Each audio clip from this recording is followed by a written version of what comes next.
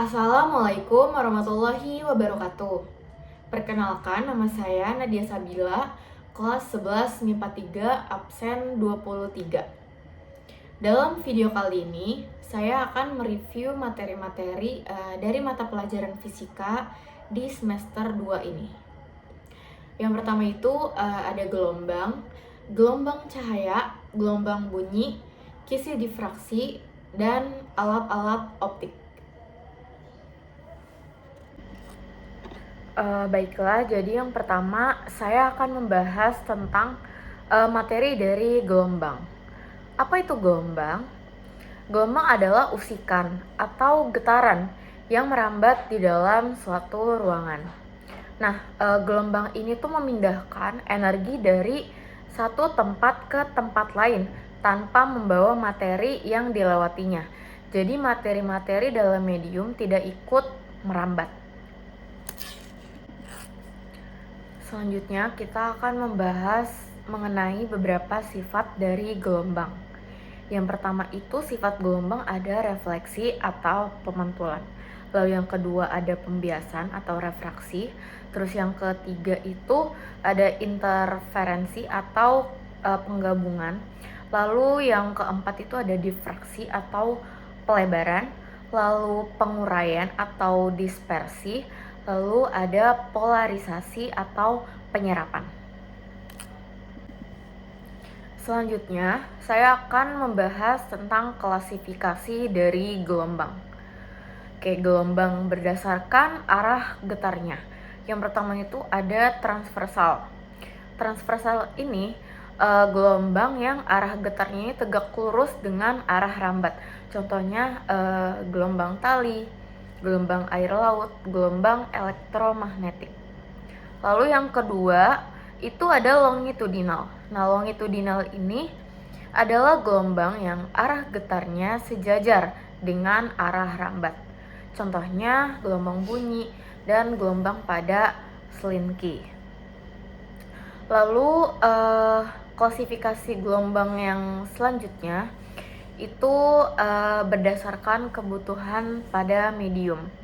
Jadi yang pertama itu ada mekanik, itu butuh medium, contohnya kayak gelombang bunyi, gelombang tali, gelombang air laut. Lalu selanjutnya ada elektromagnetik, itu tidak membutuhkan medium, contohnya seperti cahaya, sinar X, sinar gamma, UV, infrared, dan lain-lain. Selanjutnya yaitu besaran dasar gelombang. Satu getaran menghasilkan satu gelombang. Nah, panjang gelombang itu kita beri tanda atau lambang sebagai lambda. Semisalnya gelombang transversal, itu lambdanya sama dengan jarak satu bukit, satu lembah atau bukit ke bukit atau lembah ke lembah. Kalau misalnya gelombang longitudinal itu lambda sama dengan panjang satu rapatan dan satu regangan atau jarak rapatan ke rapatan atau jarak regangan ke regangan. Oke, kita melanjutkan besaran dasar gelombang. Yang selanjutnya itu adalah simpangan atau lambangnya itu Y. Simpangan adalah jarak titik partikel terhadap titik gelombang terhadap titik acuan 0, X atau Y. Lalu selanjutnya ada amplitudo atau lambangnya itu A. Nah, amplitudo ini adalah simpangan terjauh titik gelombang terhadap titik acuan 0, X atau Y. Lalu ada frekuensi getar atau F. Ini tuh adalah banyaknya getaran atau gelombang dalam 1 detik atau satuan waktu. Lalu selanjutnya ada periode getar atau T. Periode ini tuh ialah waktu yang diperlukan untuk dihasilkan satu getaran atau gelombang. Selanjutnya tuh kayak rumus-rumusnya tuh panjang satu gelombang atau lambda itu sama dengan panjang tali dibagi jumlah gelombang. Rumusnya itu lambda sama dengan S per N. Lalu kalau misalnya frekuensi N per T, lalu kalau T itu T per N. Lalu kalau misalnya frekuensi yang selanjutnya itu 1 per T. N itu sebagai banyaknya gelombang, S itu panjang total gelombang, T itu selang waktu getar. Selanjutnya ialah persamaan cepat rambat gelombang. Itu yang pertama itu V sama dengan S per T, lalu V sama dengan lambda per T, V sama dengan lambda kali F, lalu V sama dengan omega per K.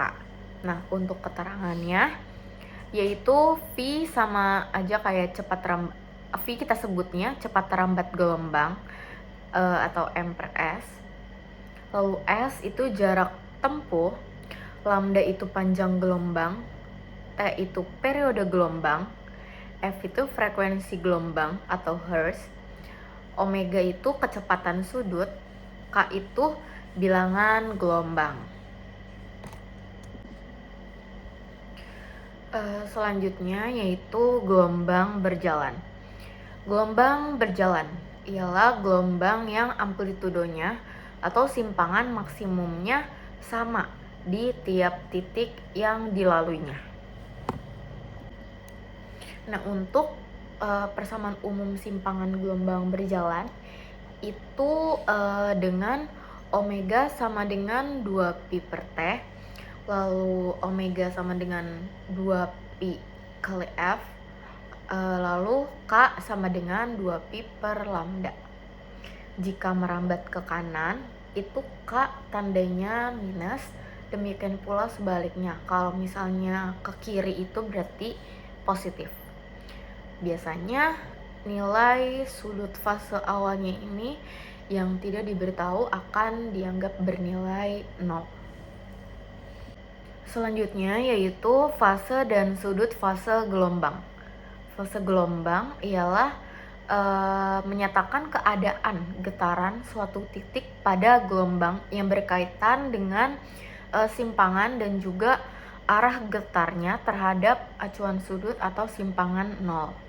Lalu kalau misalnya sudut fase gelombang itu menyatakan fase atau jumlah getaran gelombang dalam satuan sudut. Selanjutnya ada interferensi dan prinsip superposisi. Nah, interferensi itu adalah perpaduan antara dua buah gelombang berupa pola penguatan atau juga pola pelemahan. Lalu ada prinsip superposisi. Nah, prinsip superposisi ini adalah resultan fungsi gelombang dari dua gelombang yang saling berpada adalah penjumlahan aljabar fungsi gelombang dari masing-masing gelombang tersebut. Selanjutnya ada gelombang stasioner. Nah, gelombang stasioner ini adalah gelombang yang amplitudonya atau simpangan maksimumnya berbeda di tiap titik. Nah, hal ini terbentuk akibat perpaduan gelombang berjalan yang datang dan gelombang berjalan yang dipantulkan. Selanjutnya, saya akan membahas tentang gelombang cahaya. Adapun karakteristik dari cahaya, yang pertama tidak perlu medium. Lalu yang kedua termasuk gelombang transversal. Lalu yang ketiga merambat lurus dengan laju atau C. C itu sama dengan 3 kali 10 pangkat 8 M per S, di mana C sama dengan lambda kali F. Lambda itu panjang atau M, F itu frekuensi atau Hertz. Seperti yang sudah dijelaskan tadi di awal, cahaya dapat mengalami yang pertama itu interferensi atau perpaduan, lalu yang kedua difraksi atau pelenturan, lalu polarisasi itu terserap, lalu refleksi, pemantulan, refraksi, pembiasan, lalu dispersi atau penguraian. Selanjutnya, ada rumus dari pola terang atau konstruktif di gelombang cahaya ini, yaitu yang pertama D kali Y per L sama dengan M kali lambda, lalu D kali sin theta sama dengan M kali lambda. Untuk pola gelap atau destruktif, itu D kali Y per L sama dengan M kali 1/2 terus dikali lambda, lalu ada D kali sin theta sama dengan M kali 1/2 kali lambda. Sin theta itu sama dengan Y per L. Untuk keterangannya, yaitu M sama dengan orde, D itu jarak antar celah, lalu Y jarak antar pola di layar. Selanjutnya, kita ke materi berikutnya, yaitu tentang gelombang bunyi. Saya akan menjelaskan tentang definisi serta klasifikasinya. Definisi dari bunyi. Bunyi adalah gelombang yang dapat menghasilkan suara. Lalu klasifikasi dari bunyi. Yang pertama itu ada bunyi infrasonik. Rentang frekuensinya itu kurang dari 20 Hz. Nah, berkaitan dengan aktivitas seismik atau gempa, dan bunyi ini tuh didengar oleh anjing dan juga jangkrik. Lalu yang kedua ada bunyi audiosonik. Rentang frekuensinya itu yaitu 20 Hz sampai dengan 20.000 Hz. Nah, bunyi ini tuh didengar oleh manusia. Lalu yang ketiga ada bunyi ultrasonik.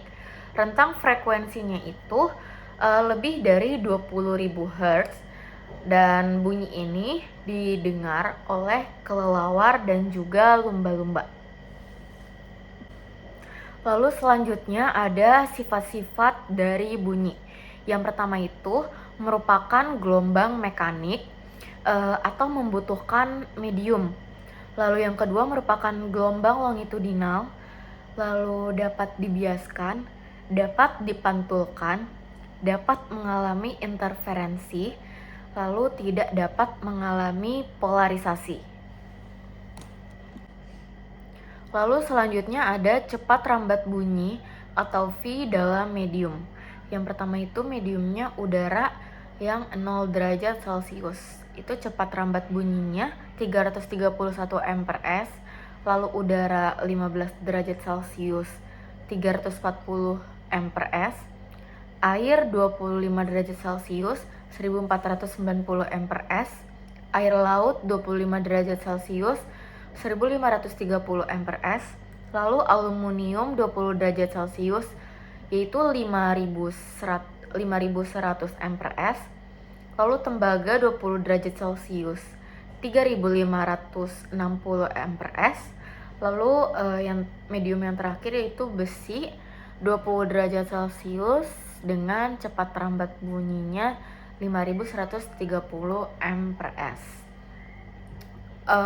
Bisa disimpulkan, V udara ini lebih kecil dibandingkan V zat cair. Lalu V zat cair ini lebih kecil dibandingkan V zat padat.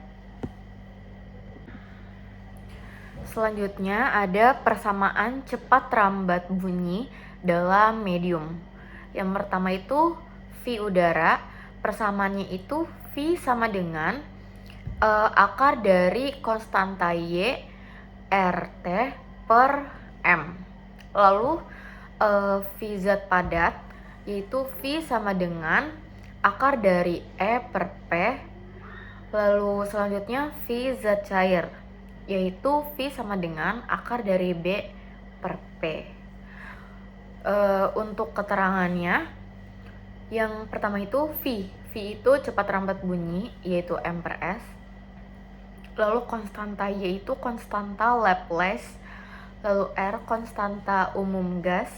Lalu T yaitu suhu mutlak gas. M massa molekul relatif gas. Lalu E modulus elastis atau yang zat padat. Lalu B itu modulus bulk zat cair, dan P ini massa jenis medium.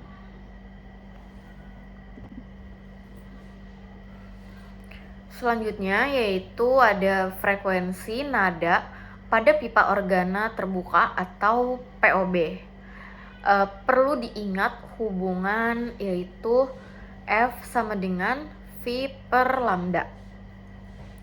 Rumus frekuensi nada ke N atau Vn, yaitu Vn sama dengan N plus 1 kali V per 2L. Atau Fn sama dengan N plus 1 kali Fo. Dengan N sama dengan 0, yaitu nada dasar atau harmonik ke-1, lalu N sama dengan 1, nada atas ke-1 atau harmonik kedua, lalu N sama dengan 2, yaitu nada atas kedua atau harmonik ketiga. Nah, jumlah perut atau sigma P dan simpul atau sigma S, itu sigma P itu sama dengan N plus 2, kalau sigma S N plus 1. Untuk keterangan tambahannya, V sama dengan cepat rambat bunyi di udara M kali S pangkat min 1. Selanjutnya yaitu frekuensi nada pada pipa organa tertutup atau POT atau POT. Rumus frekuensi nada ke N atau Fn-nya itu sama dengan 2N plus 1 kali V per 4L. Atau Fn sama dengan 2N plus 1 kali Fo. Dengan seperti yang tadi, N sama dengan 0 yaitu nada dasar atau harmonik ke-1. N sama dengan 1, nada atas ke-1 atau harmonik kedua. N sama dengan 2 yaitu nada atas kedua atau harmonik ketiga. Dan jumlah perut sigma P dan simpul sigma S, yaitu sigma P sama dengan sigma S sama dengan N plus 1. Selanjutnya yaitu efek Doppler. Efek Doppler adalah peristiwa berubahnya frekuensi sumber bunyi yang terdengar oleh para pengamat atau pendengarnya.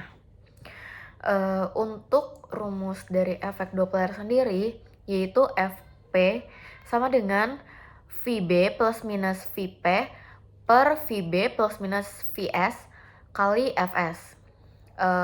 Atau Fp sama dengan dalam kurung Vb plus minus Va, lalu tutup kurung plus minus Vp per dalam kurung Vb plus minus Va, tutup kurung plus minus Vs kali Vs.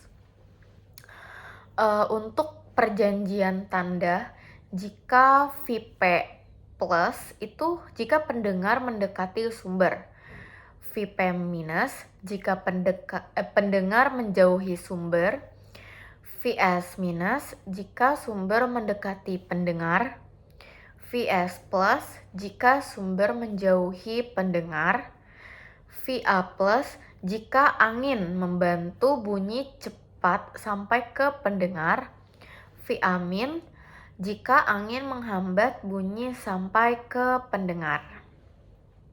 Dengan keterangan yaitu Fp sama dengan frekuensi yang didengar pendengar atau Hertz, Fs frekuensi sumber, Vb kecepatan bunyi di udara, Vp kecepatan pendengar, Vs kecepatan sumber, dan Va kecepatan angin. Selanjutnya yaitu materi tentang intensitas bunyi atau lambangnya itu I. Nah, definisi dari intensitas bunyi ialah banyaknya energi atau E bunyi tiap satuan luas atau A dan waktu atau T, atau daya P bunyi per satuan luas A. Jadi untuk rumusnya itu intensitas sama dengan E per A kali T atau P per A. Bunyi merambat secara sferis atau permukaan bola, maka luas A sama dengan luas bola, sehingga intensitas sama dengan E per 4 pi R kuadrat kali T. Untuk keterangannya itu, I itu untuk intensitas bunyi, P daya gelombang bunyi, A luas bidang perambatan, E energi bunyi, T selang waktu, R jarak titik pengamatan terhadap titik asal bunyi. Selanjutnya yaitu taraf intensitas bunyi. Definisi dari taraf intensitas bunyi yaitu taraf intensitas bunyi ini menyatakan ukuran kekuatan bunyi yang didengar oleh telinga manusia dalam satuan desibel. Taraf intensitas satu sumber bunyi yaitu dengan rumus taraf intensitas sama dengan 10 kali log I per I0.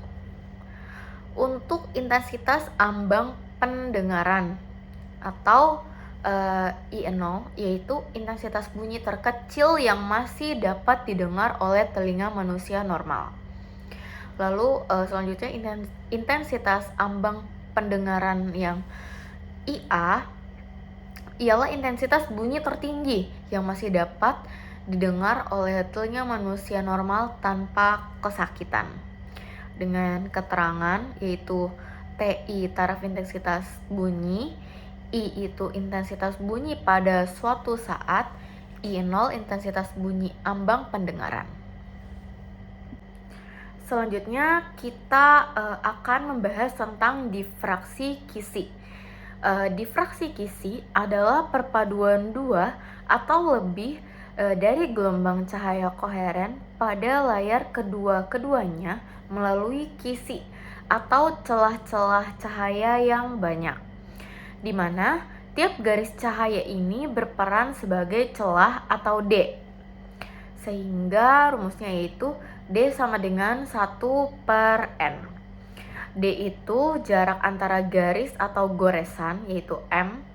N itu jumlah garis atau goresan tiap meter.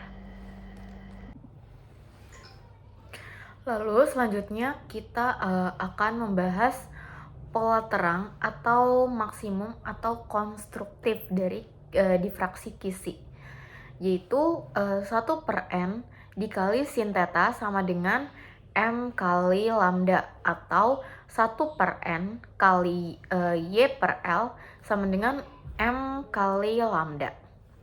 M sama dengan 0, 1, 2, 3, 4 atau dan seterusnya. Untuk M sama dengan 0 itu terang pusat, M sama dengan 1 itu terang ke 1. Untuk pola gelap atau minimum atau destruktif, itu rumusnya 1/N kali sin theta sama dengan M dalam kurung M min 1/2 kali lambda, atau 1/N kali Y per L sama dengan M minus 1/2 itu dalam kurung kali lambda.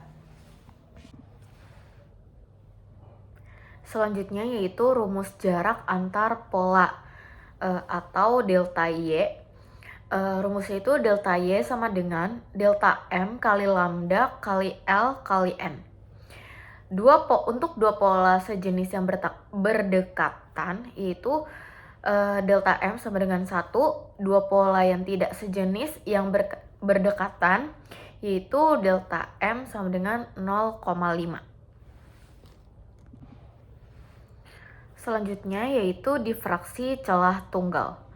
Difraksi tunggal ialah melebarnya arah rambat cahaya setelah melalui suatu celah sempit dan menghasilkan pola maksimum dan minimum pada layar.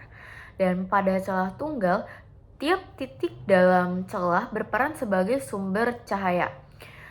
Dan cahaya dari titik-titik yang berdekatan ini saling berinterferensi pada layar. Lalu untuk rumus pola minimum atau gelap yaitu D kali sin theta sama dengan M kali lambda, atau D kali Y per L sama dengan M kali lambda. Dan M-nya itu bisa 1, 2, 3, 4 dan seterusnya. M sama dengan 1 itu yaitu ke 1. Dan untuk keterangannya, untuk D yaitu jarak antar celah, theta itu sudut beda lintasan, M urutan pola yaitu terang atau gelap, lambda itu panjang gelombang, konstata Y yaitu jarak pola gelap ke layar, L jarak antara celah ke layar. Oke, selanjutnya kita akan ke materi yaitu alat-alat optik. Yang pertama itu ada sifat bayangan yang dibentuk oleh mata. Oke, jadi sifat bayangan yang dibentuk itu nyata, terbalik, serta diperkecil. Untuk mata normal atau emetropi, apabila ia melihat jauh, lensanya memipih. Saat melihat dekat, lensa mencembung.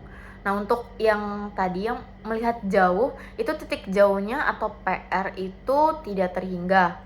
Untuk saat yang melihat dekat, titik dekatnya atau PP itu 25 cm. Nah, peristiwa mencembung dan memipihnya lensa mata itu disebut akomodasi mata, dilakukan oleh otot siliaris mata. Nah, daya akomodasi mata yaitu kemampuan otot mata untuk mencembungkan dan memipihkan dari lensa mata. Selanjutnya yaitu ada cacat mata, miopi, atau biasa kita sebut dengan rabun jauh. Rabun jauh ini tuh bayangan terbentuk di depan retina.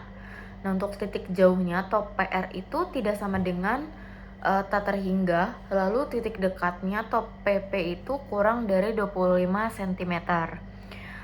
Dan miopi ini atau rabun jauh bisa ditolong dengan lensa cekung atau divergen atau negatif. Selanjutnya yaitu cacat mata hipermetropi atau rabun dekat. Kejadian ini tuh atau cacat mata hipermetropi ini terjadi ketika bayangan terbentuk di belakang retina. Untuk titik jauhnya atau PR-nya itu sama dengan tak terhingga. Untuk titik dekatnya atau PP-nya itu lebih dari 25 cm. Dan hipermetropi ini bisa ditolong dengan lensa cembung atau konvergen atau positif.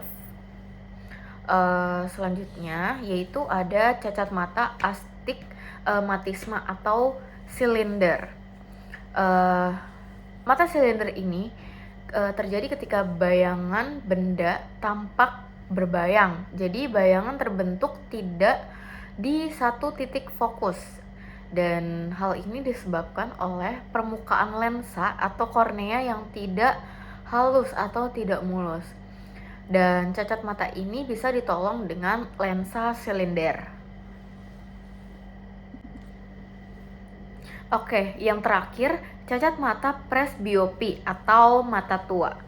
Kejadian ini dialami oleh orang-orang yang sudah lanjut usia dan mengalami cacat miopi juga hipermetropi. Lalu bisa ditolong dengan kacamata bifokal atau dua fokus. Dan untuk kekuatan dari lensa ini tuh menggunakan rumus dari miopi atau lensa negatif dan rumus hipermetropi atau lensa positif. Oke, selanjutnya kita akan beralih ke alat-alat optik. Yang pertama itu ada loupe atau kaca pembesar. Loupe atau kaca pembesar ini digunakan untuk melihat benda kecil yang kasat mata. Dan sifat bayangan yang dibentuk ialah maya, tegak, diperbesar. Untuk rumus perbesaran anggulernya yaitu M sama dengan beta per alfa. Nah, untuk keterangannya itu alfa ialah sudut lihat tanpa loupe, betanya itu sudut lihat menggunakan loupe. Selanjutnya yaitu ada teropong bintang. Alat ini digunakan untuk melihat benda-benda langit dan sifat bayangan yang dibentuk dari benda ini yaitu maya, terbalik, diperbesar. Untuk rumus perbesaran anggulernya, yaitu M sama dengan beta per alfa. Untuk keterangannya, M itu perbesaran angguler, B itu sudut lihat menggunakan teropong, alfa itu sudut lihat tanpa menggunakan teropong. Teropong bintang saat mata tak berakomodasi, itu ciri-cirinya bayangan lensa objektif atau benda lensa okuler tepat di titik FOK atau SOK sama dengan FOK. Nah, untuk rumus perbesaran M dan panjang L-nya yaitu M sama dengan FOB per FOK dan L sama dengan FOB plus FOK. Untuk keterangannya, FOB itu panjang fokus lensa objektif, FOK itu panjang fokus lensa okuler, SOK itu jarak benda lensa okuler. Alat optik yang selanjutnya yaitu teropong bumi. Teropong bumi ini digunakan untuk melihat benda-benda yang ada di bumi. Sifat bayangan yang dibentuk oleh benda ini yaitu maya tegak diperbesar. Untuk rumus perbesaran anggulernya, M sama dengan beta per alfa dengan keterangan beta itu sudut lihat menggunakan teropong, alfa itu sudut lihat tanpa menggunakan teropong. Teropong bumi ini saat mata tak berakomodasi, itu ciri-cirinya bayangan lensa pembalik atau benda lensa okuler tepat di titik FOK atau SOK sama dengan FOK. Itu rumus perbesaran M dan panjang L-nya sama saja kayak teropong bintang, yaitu M sama dengan FOB per FOK, L sama dengan FOB plus 4FP plus FOK. Untuk keterangannya yaitu FOB panjang fokus lensa objektif, FOK panjang fokus lensa okuler, FP-nya itu panjang fokus lensa pembalik.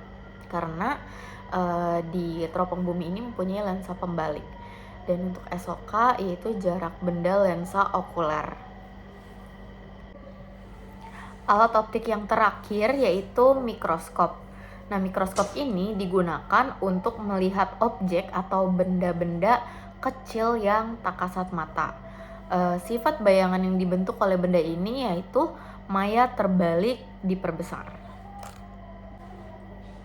Untuk rumus perbesaran total atau M total dari mikroskop yaitu M tot sama dengan MOB dikali MOK. M tot itu perbesaran total bayangan mikroskop, MOB perbesaran bayangan lensa objektif, dan MOK yaitu perbesaran bayangan lensa okuler. Sekian video tentang review materi fisika dari saya. Kurang lebihnya mohon maaf. Terima kasih. Wassalamualaikum warahmatullahi wabarakatuh.